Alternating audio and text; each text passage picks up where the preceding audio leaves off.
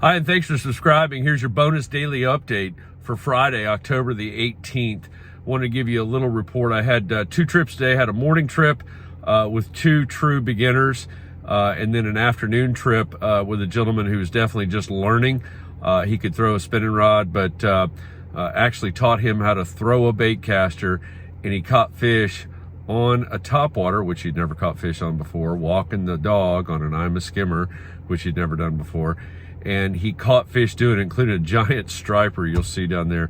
It was really a thrill for him. So very fun to have that experience of teaching and see the results of it, to see his satisfaction and certainly my satisfaction in providing that for him and being able to instruct him. But anyway, specific to the fishing, like I say, this morning, the gentleman that I had out, a grandfather and his young grandson, and it was a little tough this morning, and we did see a little bit of schooling. We saw some action, tried to get him to get the baits in there, but he really couldn't do it. What ended up happening is that I threw that chrome Seville around, hooked some fish, and let the boy reel him in. He could just never make the cast in the right direction at the right time to get around those fish. So I kind of took over and got him a few hooked up and got some fish for him. They had a good time, but again, they were true beginners.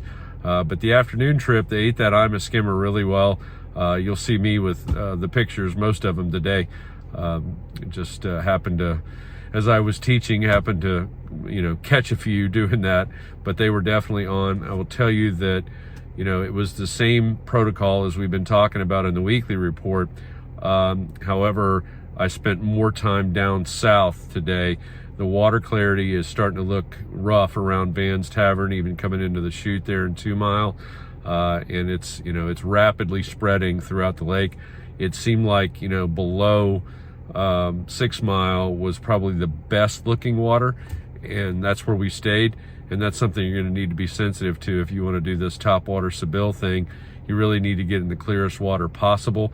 We'll see how this turnover progresses over the next few days, but these colder temperatures have definitely put the lake into turnover conditions. There is still clear water available, and refer back to the weekly report if you've not watched that, because that'll really tell you, I gave you a good overview of how to fish turning water. If you're going to be in turning water and choose to fish it, you need to, basically fish shallow, stay on the move, trying different baits, etc.